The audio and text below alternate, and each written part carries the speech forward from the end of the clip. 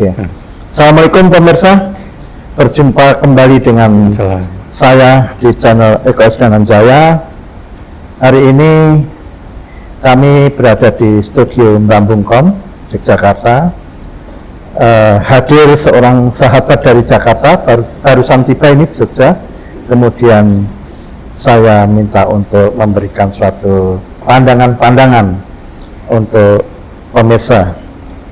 Beliau adalah Mas Ilham Yunda, berkiprah juga di Jakarta, bergabung bersama teman-teman di Prodem, Pro Demokrasi, di mana Prodem itu kumpulan dari beberapa aktivis dari berbagai generasi ya. Bung Ilham, saya ini melihat situasi sekarang ini kan masa-masa pencapresan, sedang ramai untuk membicarakan tentang capres, walaupun waktunya juga masih 2 tahun lah ya. Nah, suara itu cukup terdengar ramai lah. Ada Pak Prabowo yang mau juga dicalonkan, kemudian Anies Baswedan sendiri sudah dideklarasikan oleh Partai Nasdem ya. Partai Nasdem. Belum ada yang cair. Terus kemudian juga Hartarto juga demikian, Erlangga Hartarto, Ketua Golkar ya. Betul. Terus kemudian juga Mbak Puan ya, dari PDIP. Terus mungkin Ganjar juga. Nah, perhelatan ini menurut Anda bagaimana? Apakah sosok ini semua itu sudah bisa diterima atau capable lah di masyarakat Indonesia? Menurut pandangan Mas Ilham bagaimana? Baik, terima kasih Mas Eko Esdanan Jaya. Mas Eko ini senior saya di Gerakan Pro Demokrasi, aktivis angkatan, sama dengan Kang Mas Broto Seno. Ya, pertama-tama saya berterima kasih sekali, saya bersyukur saya bisa hadir kembali di tempat yang sangat punya bersejarah ini, memberikan spirit perjuangan tempatnya Kang Mas Broto Seno ini. Saya sebenarnya di Jogja ini udah dari hari Rabu kemarin, Mas Eko. Ada keperluan keluarga, menjenguk anak, sekaligus ada undangan nikah kawan kuliah, anaknya kawan kuliah. Terkait pertanyaan anak Wesrenja ya yang saya dengar. Dunianti Sinuraya, teman satu kampus di Janabadra, angkatan 89 kelas D. Rendra satu angkatan juga dengan kita, anaknya semi. Nah, kebetulan waktu anak saya menikah juga kawan-kawan ini hadir semua ya. Ini membalas ke Dunianti Sinuraya.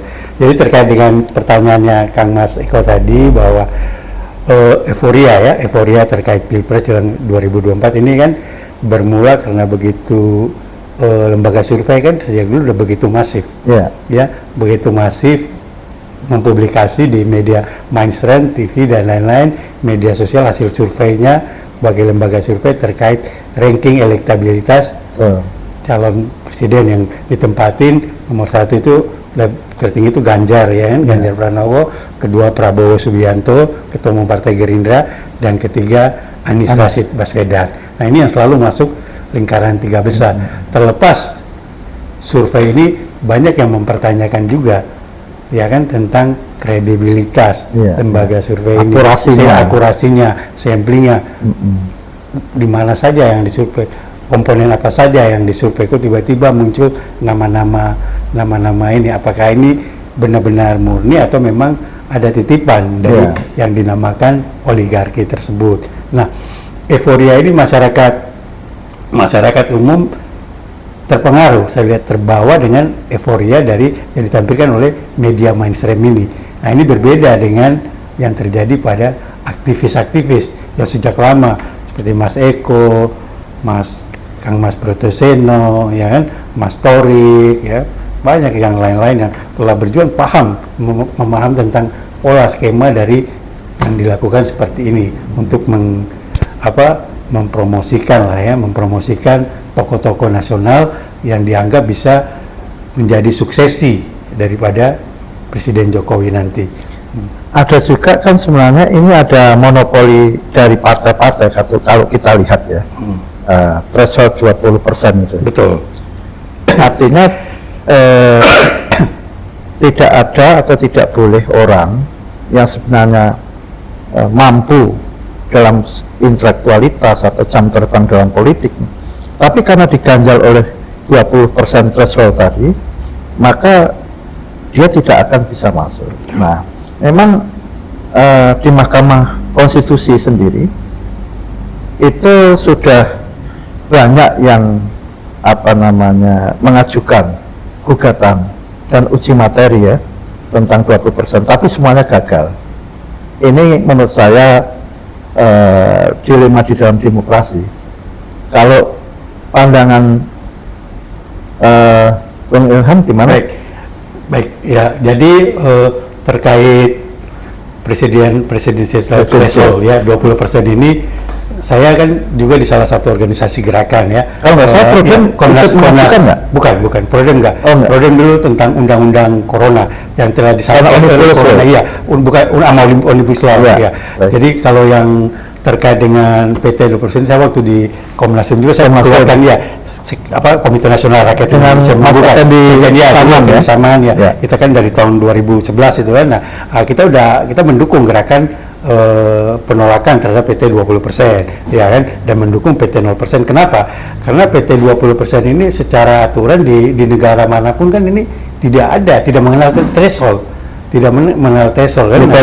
Baru sekarang threshold ini kenapa? Walaupun dikatakan bahwa yang punya hak suara benar, yang punya hak suara adalah partai politik untuk menentukan capres. Nah, kalau yang punya syarat partai politik, kenapa tidak seluruh partai bisa mencalonkan? Betul. Ya kan, masing-masing jagonya, masing-masing. Kenapa harus dibatasi dengan threshold? Threshold ini kan akhirnya hanya muncul nantinya 20% hanya muncul 2 calon. Kalau calon-calon di partai itu capable dan kemudian memenuhi syarat ya. Tapi rata-rata kan tidak banyak memenuhi syarat. Nah, ini kan dilema bahwa ada legitimasi 20%, tetapi calonnya itu tidak memenuhi syarat dan kita pandang itu memang tidak cocok untuk jadi presiden. Ini akan kejadian seperti kemarin ini. Gitu. Jadi pilihan untuk capres pilihan minim dan kembali lagi orang itu lagi berulang lagi kan, ya udah nyapres berapa dia kembali lagi nyapres ya. Jadi kalau ini sampai PT 20% ini, kalau PT 0% ini disetujuin kan, jadi masyarakat bangsa ini dihadirkan banyak pilihan. Dan calon banyak. Ya banyak pilihan, kan banyak potensi-potensi anak bangsa di luar nama-nama yang beredar yang tidak diberikan kesempatan karena aturan kesepakatan PT 20% ini. Nah, PT 20% ini saya sepakat Mas Eko katakan tadi bahwa ini udah banyak ditolak oleh MK. Ini kan tanda kutip. MK ini apa alasannya? Selalu mengatakan bahwa ini konstitusional. Konstitusional seperti apa? MK itu kan harusnya berjalan on the track dalam konstitusi. Betul. Tetapi image di masyarakat dia justru tidak on the track. Dia justru berpolitik. Betul. Gagasan produk hukumnya itu semuanya hampir sama. Bahkan berseliweran sekarang pasca ketua MK menikah dengan keluarganya adiknya Jokowi kan berseliweran MK ini seperti dengan isu-isu yang beredar seperti dugaan mahkamah keluarga. Itu kan jadi tidak ini lagi. Bukan Mahkamah Konstitusi tapi Mahkamah Keluarga. Ya seperti itu kan sindiran-sindirannya seperti itu kan. Company. Ini lebih berat karena company benar penjajahan dan kolonialisasi Jadi gitu Kang Mas Eko, Kang Mas Purwos. Jadi saya tidak setuju, saya sangat-sangat menentang sekali PT 20% ini karena sangat membatasi ruang dan merugikan masyarakat. Iya kan? Terakhir kemarin ya dengan alasan sebelum ini kan alasan penolakan terhadap pemohon JR ya kan, uji materi ke MK terkait PT 20% ini adalah penolakannya adalah karena tidak punya legal standing ya kan, tidak bisa untuk mengajukan JR ini betul. Ternyata kemarin yang terakhir Partai Keadilan Sejahtera mengajukan itu, dia dinyatakan punya legal standing Tapi tetap punya legal standing. Kalau yang lain kan tidak dikatakan, tapi PKS karena dia peserta pemilu sekarang duduk di parlemen, dia dikatakan punya legal standing, tapi PKS juga saat itu tidak mengajukan 0%, dia kan di tengah-tengah sekitar 7% kalau tidak salah ya, 7% itu pun gagal. Alasan amar putusan itu bahwa PT 20% ini tetap konstitusional. Artinya sudah jadi bahan baku lah, tidak bisa diganggu gugat. Nah, artinya kalau begini loh. Tapi ini Mas Eko, kan ada 2 hakim ya, biar bagaimanapun ada 2 hakim yang tidak setuju. Tapi kan kalah opini Soehartoyo sama Sadil Isra, ya kan, bahwa PT 0% ini harus ditiadakan, karena tidak boleh lagi ada. Tapi bisa begini, PT 20%. Ini, meskipun ada 2 hakim yang mengatakan tidak setuju dengan 20%. Tapi kan kita bisa mencurigai juga. Apakah betul itu 20% benar-benar hakim itu bicara mewakili hukum atau konstitusi ya? Atau memang di dalam sendiri hanya merekayasa. Misalnya ada 5 hakim, udahlah kamu yang 2 mengatakan seakan-akan tidak setuju, kami yang bertiga setuju 20%, kan tetap kalah. 9 hakim, 9 ya. Saya kurang mengikuti banyak. Artinya tidak sebanding, bahwa seolah-olah di Mahkamah Konstitusi masih ada hakim yang kritis, hakim yang membela apa betul gitu. Nah ini perlu diuji juga gitu. Kecuali perdebatannya itu dibikin polling lah kepada masyarakat, kemudian dibawa. Nah ini kan punya kepentingan anggota DPR, yang legislatif, yang yudikatif, dan ini sudah jelas politikanya itu sudah menurut saya sudah baku. Nah inilah rakyat hanya menerima dan bisa menjadi korban daripada threshold 20% tadi. Ini menurut saya akan sangat bahaya dan dilema untuk pemilu ke depan, karena di 200 juta ya, rakyat Indonesia lebih 200 juta lebih itu akan ditentukan karena threshold. Orang yang partai yang tidak memenuhi threshold ya nggak bisa ya. Berarti kan ini terjadi monopoli politik. Betul. Di dalam jelas politika itu, implementasi jelas politika. Dan syarat untuk pencapresan juga kan Mas Eko ya, syarat untuk pencapresan ini kan mengusung presiden adalah berdasarkan hasil suara pemilihan umum sebelumnya. Iya kan? Ya, seperti kemarin pencapresan 2019 ini suara yang dipakai kursi di DPR yang pada pemilu 2014. Harusnya kan pemilu yang sekarang. Nah, jadi berarti dan 2024 nanti kan memakai juga hasil yang 2019. Nah ini berarti ada yang mengunci. Ya kan? Betul. Agar tidak meluas dan melebar, bahwa partai-partai besar itu sebenarnya ya itu tadi memonopoli. Ya. Jadi beberapa kali ya kita berdiskusi juga, kita sering bikin diskusi juga, sering komunikasi bahwa ternyata orang merokok, sambil merokok santai saja. Beberapa senior juga mengatakan ini udah antipati dengan proses demokrasi yang saat ini sedang berjalan, Mas Eko. Ya, proses demokrasi, proses reformasi pasca robohnya rejim Soeharto 32. Mereka antipati karena demokrasi saat ini adalah demokrasi liberal, ya kan? Demokrasi yang benar-benar mengandalkan uang sebagai, ya kan? Sebagai aspek yang sangat berpengaruh untuk mereka. Kalau menurut saya ya sebenarnya demokrasi itu adalah produk liberalisme. Betul. Jadi kalau kita mengatakan bahwa demokrasi liberal, sebenarnya demokrasi sendiri sudah liberal. Nah, itu harus punya etika. Nah, etika ini kan dijustifikasi terus oleh siapa yang berkuasa. Setiap penguasa itu kan punya justifikasi tentang politik ini. Nah, kembali pada Pilpres 24 nanti itu, calon-calon seperti yang sekarang digadang-gadang oleh berbagai partai politik misalnya, Prabowo, kemudian Anies. dan Kan. kira-kira menurut Anda bagaimana?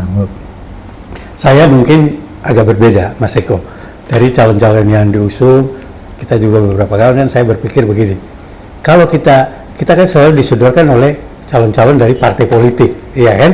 Nah, pilihan dari partai politik. Sementara masyarakat, ya kan? Masyarakat tidak diberikan kesempatan untuk mengusung, dropping aja dari atas, ya kan? Nah, ini calon partai politik yang tentu memang ya partai politik adalah pilar demokrasi yang berhak mencalonkan presiden, ya kan? Nah, tapi kenapa partai politik tidak melirik calon-calon yang punya kapasitas, itu, ya, punya kompetensi, punya kredibilitas? Ya, oke. Saat ini ada Anies, ya kan? Anies Baswedan, dia di luar partai politik, ya kan? Di luar partai politik, dan kemarin udah dicalonkan, dicapreskan oleh Nasdem, ya kan? Anies ini kan belum masuk ke partai manapun. Nah, tapi kan saat ini Prabowo jelas ketua umum Partai Gerindra. Ada lagi Puan Maharani, jelas, ya kan? Punya partai. Ada Erlangga Hartarto, ya kan? Ganjar Pranowo juga dari PDIP, ya kan? Mungkin ada Muhaimin Iskandar. Tapi di luar itu kan ada nama-nama lainnya. Ada nama-nama anak-anak bangsa yang punya potensial. Contoh aja, saya sangat tertarik dan saya sangat ini kepada yang namanya Bang Rizal Ramli. Ya, Bang Rizal Ramli, Begawan Ekonomi Indonesia. Bang Rizal Ramli ini dulu pada era Gus Dur menjabat sebagai Menko Equin, dan ya kan?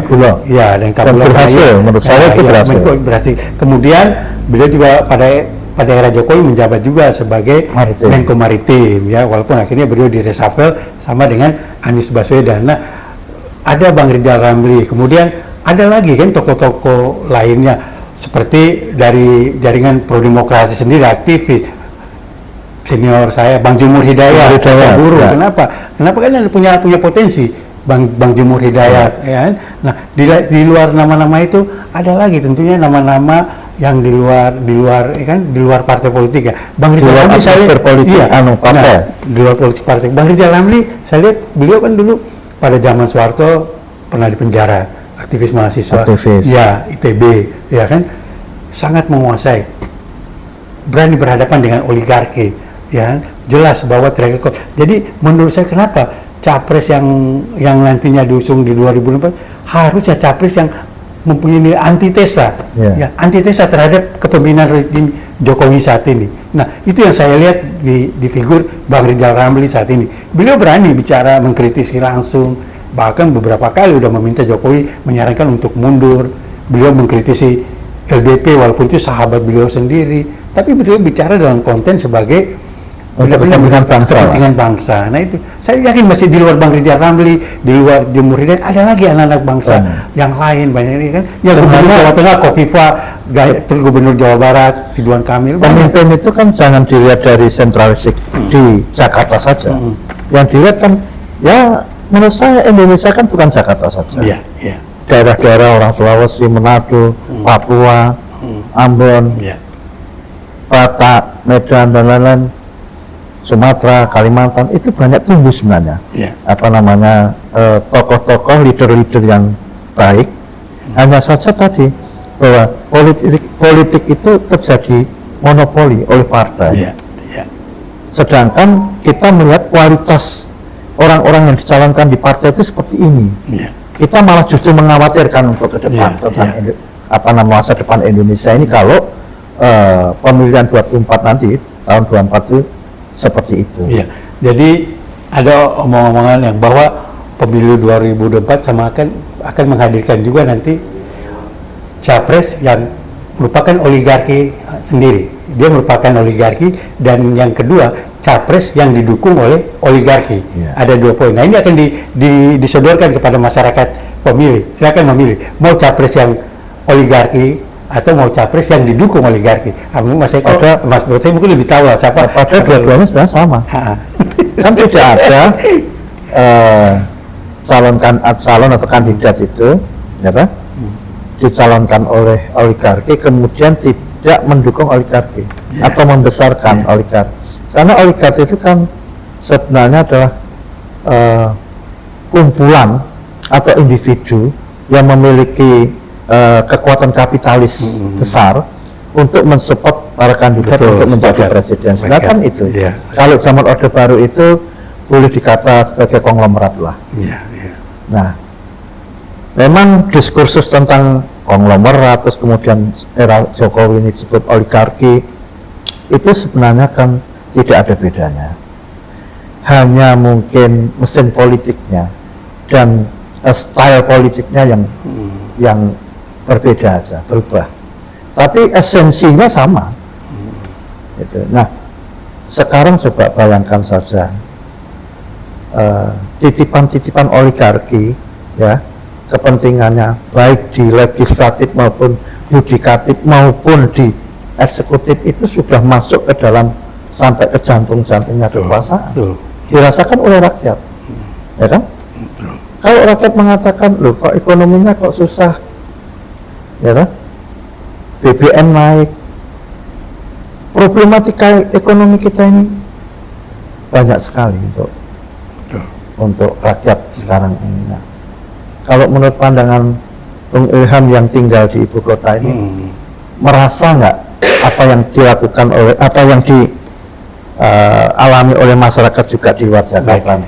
Mas Eko, jadi saya ini tinggal di wilayah Jakarta Barat, ya, di daerah Kedoya, Kebun Jeruk. Saya setiap pagi saya berusaha, kadang saya sama istri juga turun belanja ke pasar, ya kan, pasar daerah Pesing. Dari situ kadang juga kita Ini pasarnya mall atau tradisional? Enggak, pasar tradisional, pasar pinggir jalan. Ya, pasar pinggir jalan. Nah, di situ kita belanja, kita belanja, interaksi, interaksi dan sharing, dan itu sering saya lakukan seminggu. Karena saya sering tentang situasi. Memang di tengah masyarakat sih ada yang terlihat cuek, ya kan, ada yang terlihat, tapi ada juga yang wah harga-harga, ya kan, pasti harga-harga membludak, sementara penghasilan semakin menipis, sulit perputaran duit ini mereka rasakan. Pemasukan dan pengeluaran tuh jauh berbeda.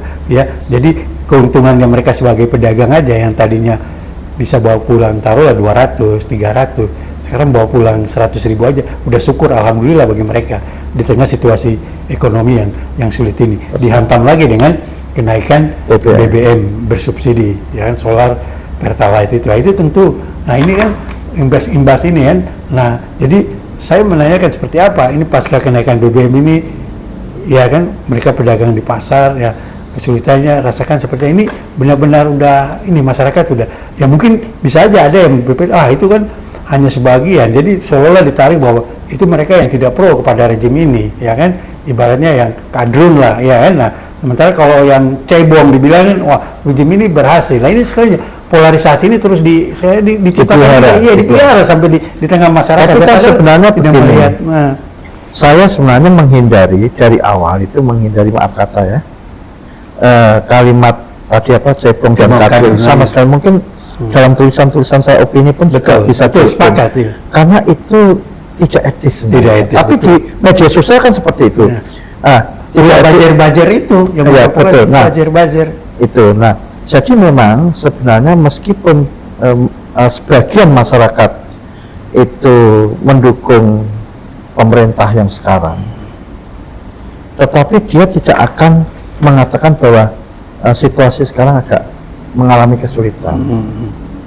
Dia menerima resiko apa yang dia dukung kepada dia yang dukung. Jadi inilah yang menjadi problem kebersamaan, bahwa seharusnya pembangunan infrastruktur di pemerintahan sekarang ini itu harus berimbang atau seimbang dengan kekuatan ekonomi yang terbangun di masyarakat. Kalau saja infrastruktur digenjot terus menjadi proyek mercusuar, dikejar terus targetnya, kemudian masyarakat ini hidupnya menderita, ini kan mengalami kesenjangan. Itu yang pernah dilakukan menjelang Bung Karno jatuh tahun 65. Kenapa kok kemudian ideologi komunis subur, komunis menjadi subur itu? Karena Soekarno itu gagal dalam hal membangun ekonomi. Rakyat itu, Soekarno membangun Monas, itu bagus kalau ekonomi masyarakat itu kuat. kan begitu. Nah sehingga tidak terjadi pada saat itu orang berbaris itu menerima, kalau sekarang PKH ya atau bantuan BLT Ya, itu bantuan langsung tunai. bantuan langsung tunai, masyarakat berbondong-bondong berbaris ya kan untuk mendapatkan bantuan. BLT. Nah sekarang meskipun tidak seperti itu, tetapi masyarakat merasakan bagaimana kesulitan ekonomi sekarang. Jadi bantuan BLT itu juga ya 300.000 ya, dan Sekarang naik katanya 600. 600 ya, 600 ya. Nah, itu kan juga tidak apa? Mendidik. Tidak signifikan ya, tidak mendidik juga, tidak signifikan juga membantu ya, kan, solusi kan itu duit segitu. Karena menciptakan ketergantungan. Betul, ketergantungan. Sebaiknya pemerintah tidak usah memberi subsidi Iya. dalam pengertian BLT dan lain-lain kepada masyarakat dalam bentuk apapun itu, tetapi rasional saja. Kalau memang bensin mau dinaikkan, naikkan saja, tapi nggak usah pakai embel-embel. Oh, pemerintah memberikan BLT ini. Gitu. Subsidi. Jadi satu sisi pemerintah itu mau menaikkan BBM, tapi satu sisi seakan-akan menjadi pahlawan. Iya. Pemerintah itu tidak perlu akan menjadi pahlawan. Iya. Tugasnya adalah menghidupi masyarakat secara makmur, mensejahterakan rakyat, ya kan? Sepakat, itu adalah fungsi tugasnya Itu tugas pemerintah. Nggak rakyat usah. bagaimana ya, rakyat yang nganggur, yang belum berpenghasilan bisa menjadi pekerja. Dibuka lapangan-lapangan pekerjaan, dibuka ruang-ruang untuk bisa wira swasta berusaha semua. Nah, itu yang harus dihadirkan, bukan malah dikasih bantuan yang tidak. Nah ini nih yang potret yang membuat kita juga bingung seperti apa nih. Ini strategi pemerintah untuk mengantarkan bangsa ini ke depan. Karena kita bingung.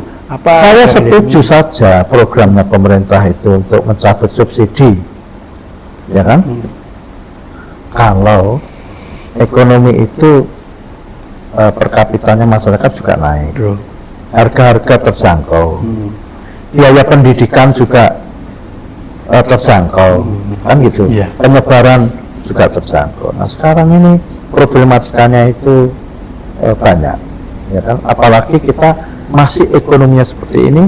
Sekarang sudah ramai orang bicara tentang pencapresan, ya kan? Menurut Anda itu kan dilema kan? Iya, iya.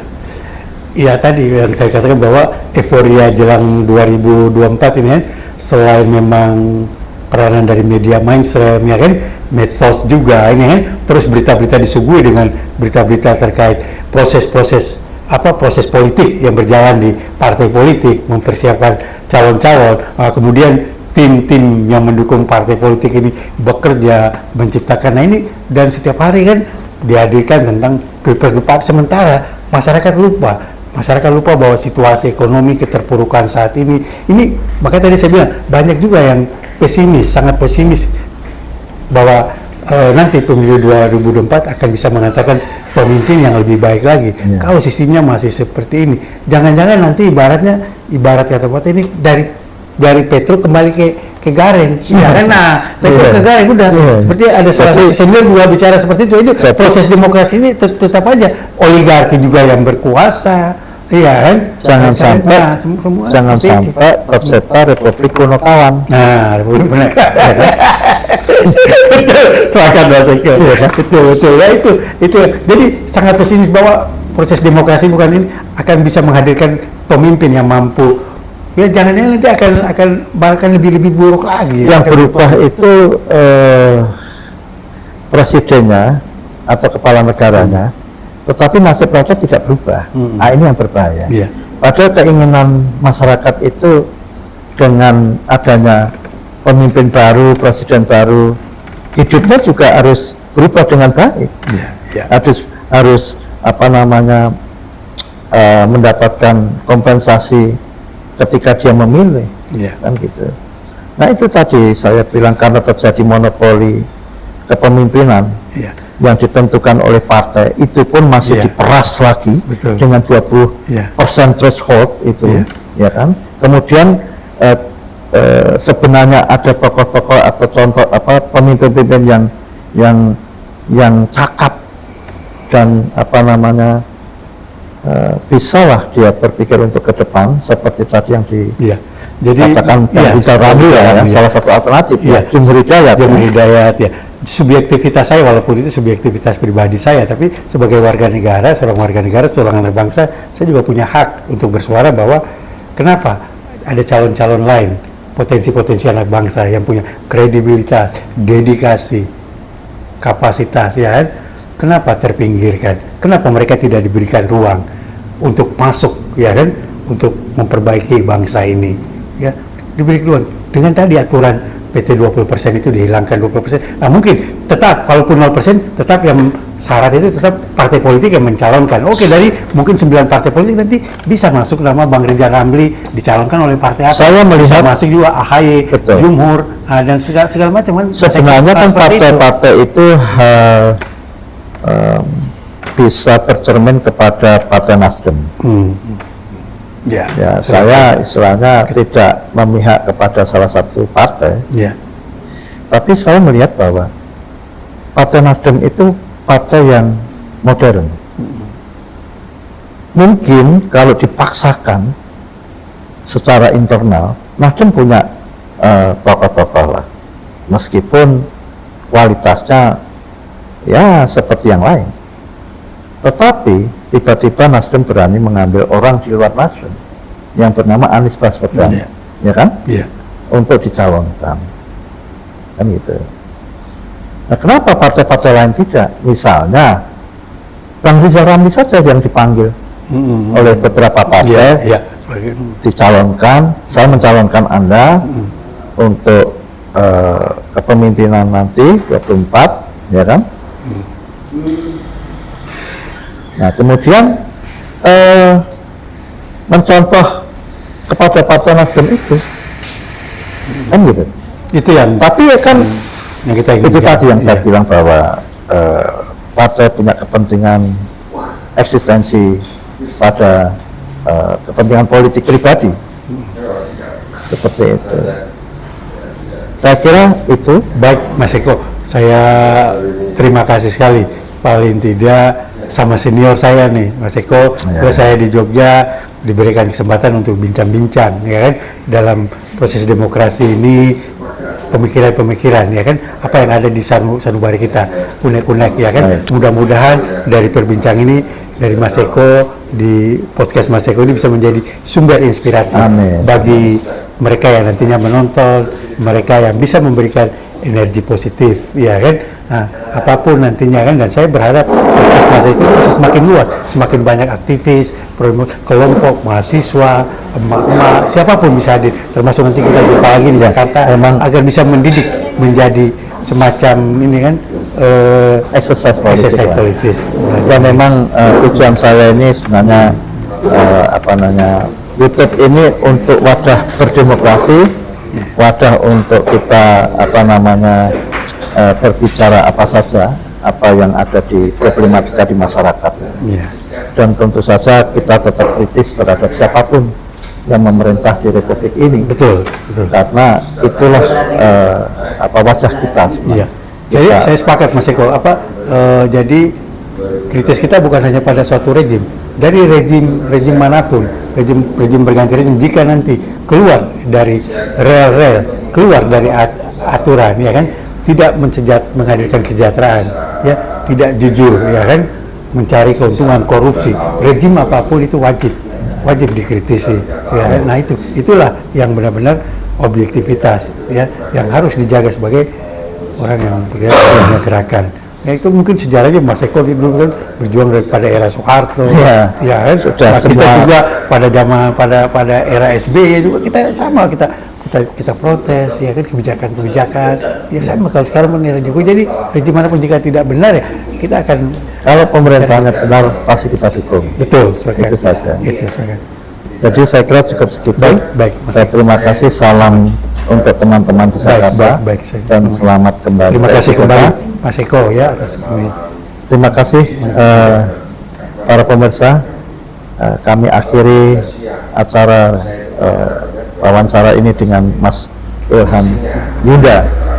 Sampai jumpa dan wassalamualaikum warahmatullahi wabarakatuh. Waalaikumsalam warahmatullahi wabarakatuh.